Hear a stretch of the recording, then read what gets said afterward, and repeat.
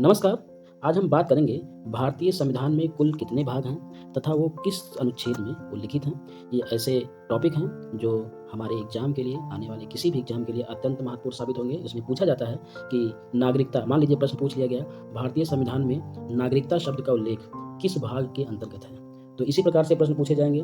तो आइए चर्चा करेंगे भारतीय संविधान के प्रमुख भागों के बारे में। तो पहला भाग है, भारतीय संविधान का जो सबसे पहला भाग है वो है संघ और उसका राज्य क्षेत्र। भाग एक है संघ और उसका क्षेत्र। भारतीय संविधान का भाग एक है संघ और उसका क्षेत्र। ये उल्लिखित है अनुच्छेद 1 से 4 तक। ठीक है। दूसरा भाग है नागरिकता। भारतीय संविधान का दूसरा भाग है नागरिकता। नागरिकता किस अनुच्छेद में उल्लिखित है? अनुच्छेद 5 से 11 में नागरिकता का उल्लेख है। भाग 3 है मूलभूत अधिकार यानी मौलिक अधिकार। मूलभूत अधिकार। मूलभूत अधिकार जो है अनुच्छेद 12 से 35 में इसका उल्लेख किया गया है। ठीक है। भाग 4 है नीति निर्देशक तत्व। नीति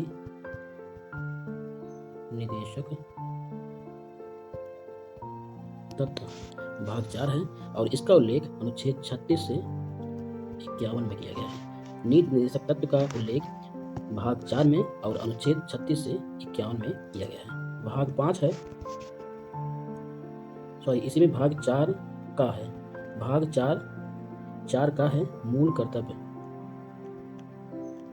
मूल कर्तव्य और मूल कर्तव्य का उल्लेख अनुच्छेद 51 का भी किया गया है इसका उल्लेख। अगला है भाग 5 है। भाग 5 है संघ। संघ का उल्लेख अनुच्छेद 52 से 151 में संघ का उल्लेख किया गया है। भाग 6 है राज्य। राज्य का उल्लेख अनुच्छेद 152 से 237 में राज्य का उल्लेख किया गया है। भाग 7 है, भाग 7 जो है ये संविधान का जो 7वां अधिनियम था 1956 द्वारा निर्मित किया गया। संविधान का 7वां संशोधन। तो वह संशोधन जो हुआ था 1956 द्वारा निर्मित किया गया था। और भाग 8 है संघ राज्य क्षेत्र। संघ राज्य क्षेत्र। संघ राज्य क्षेत्र जो है वो भाग 8 है। ये है अनुच्छेद 239 से 242 तक संघ राज्य क्षेत्र का उल्लेख है। उसके बाद है भाग 9। भाग 9 में है पंचायत। भाग 9 में है पंचायत और पंचायत जो है अनुच्छेद 243 से 243 ओ तक 243 से 243 ओ तक पंचायत का उल्लेख है। भाग 9 का में है नगर पालिका।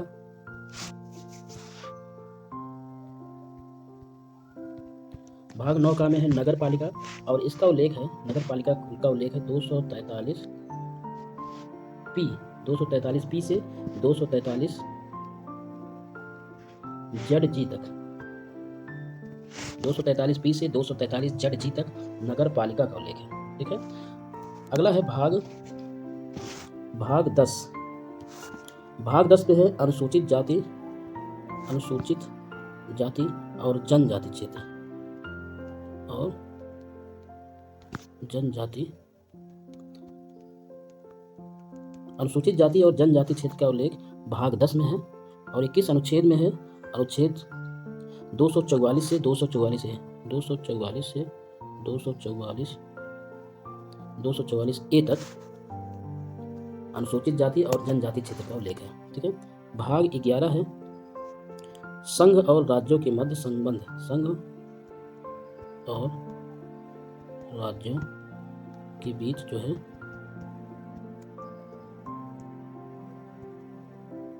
संघ और राज्यों के बीच संबंध जो है वो अनुच्छेद 245 से 263 तक।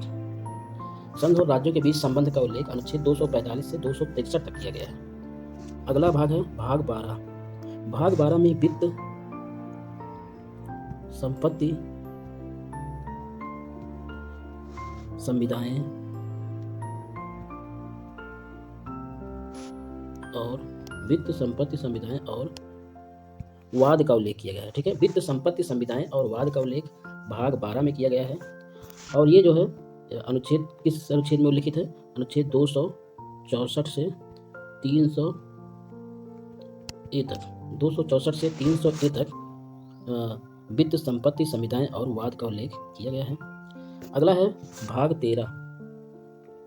भाग 13 में भारत के राज्य क्षेत्र के भीतर, भारत के राज्य क्षेत्र के भीतर व्यापार, वाणिज्य और समागम, व्यापार, वाणिज्य और समागम का उल्लेख किया गया है। इसमें भाग 13 में, भाग 13 में भारत के राज्य क्षेत्र के भीतर व्यापार, वाणिज्य और समागम का उल्लेख किया गया है। और ये अनुच्छेद किस अनुच्छेद में उल्लिखित है? अनुच्छेद 301 से 307 तक, 301 से 307 तक व्यापार, वाणिज्य और समागम का उल्लेख किया गया है। अगला है भाग 14। भाग 14 में संघ और राज्यों के अधीन सेवाएं। भाग 14 में संघ और राज्यों के अधीन सेवाओं का उल्लेख किया गया है। ये किया गया है अनुच्छेद 308 से लेकर के 323 तक संघ और राज्यों के अधीन सेवाओं का उल्लेख किया गया है। अगला है अनुच्छेद भाग 14 ए। भाग 14 ए में क्या है? अधिकरण। भाग 14 ए में अधिकरण है। ये किस अनुच्छेद में है?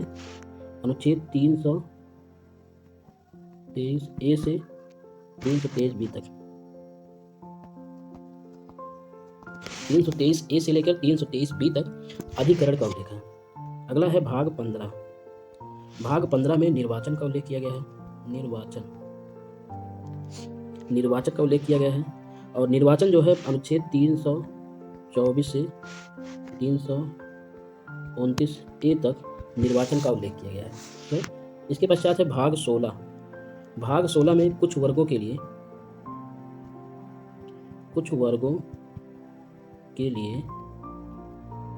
विशेष उपबंध।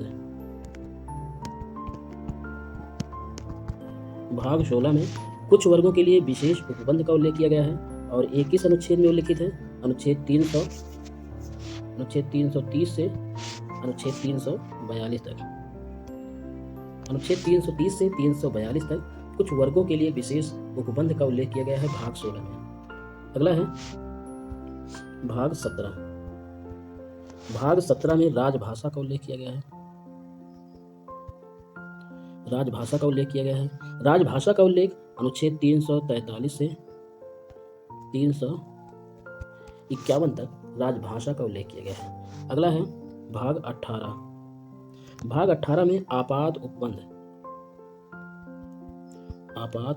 का उल्लेख किया गया है। और आपात उपबंध का उल्लेख अनुच्छेद 352 से 360 तक आपात उपबंध का उल्लेख किया गया है। अगला है अनुच्छेद भाग 19। भाग 19 में प्रकीर्ण का उल्लेख किया गया है। भाग 19 में प्रकीर्ण का उल्लेख किया गया है। और प्रकीर्ण का उल्लेख जो है अनुच्छेद 361 से 367 तक किया गया है। अनुच्छेद 361 से अनुच्छेद 367 तक प्रकीर्ण का उल्लेख है। और भाग 20 है संविधान के संशोधन, यानी संविधान संशोधन जो है, संविधान संशोधन जो है वो भाग 20 में रखा गया है। और इसके अंतर्गत जो अनुच्छेद आते हैं, इसके अनुच्छेद का उल्लेख नहीं किया गया है। ठीक है। और अगला है भाग 21। भाग 21 में है अस्थायी संक्रमणकालीन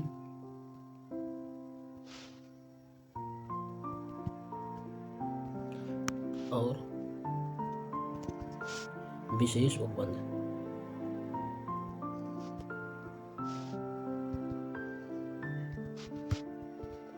अस्थायी संक्रमणकालीन और विशेष उपबंध। ये जो है अनुभाग 21 में ये इसका उल्लेख किया गया है और ये किस अनुच्छेद में आता है? अनुच्छेद 369 से लेकर के 392 में, अनुच्छेद 369 से 392 तक अस्थायी संक्रमणकालीन और विशेष उपबंध का उल्लेख भाग 21 में किया गया है। और जो हमने बताया था भाग 20 में संविधान संशोधन का उल्लेख किया गया है, ये किस अनुच्छेद में है? अनुच्छेद 368 में संविधान संशोधन का उल्लेख किया गया है। और जो सबसे अंतिम भाग है भाग 22, भाग 22 में क्या किसका उल्लेख किया गया है? संक्षिप्त नाम, प्रारंभ, हिंदी में प्राधिकृत पाठ और निरसन। तो भाग 22 में, संविधान के भाग 22 में संक्षिप्त नाम, प्रारंभ, हिंदी में प्राधिकृत पाठ और निरसन का उल्लेख किया गया है। और ये किस अनुच्छेद में है? तो अनुच्छेद 393 से अनुच्छेद 395 तक उपर्युक्त विषयों का उल्लेख किया गया है, यानी कि संक्षिप्त नाम, प्रारंभ, हिंदी में प्राधिकृत पाठ और निरसन का उल्लेख अनुच्छेद 393 से 395 में भाग 22 में किया गया है। ये रहा भारतीय संविधान के जो महत्वपूर्ण भाग, टोटल 22 भाग हैं, उनसे संबंधित प्रावधान है। और वो 22 भाग किन किन अनुच्छेद में उल्लिखित हैं, उनसे संबंधित हमने एक संक्षिप्त चर्चा की है। और इसी प्रकार के वीडियो में हम आगे मिलते रहेंगे। तब तक के लिए जय हिंद, जय भारत।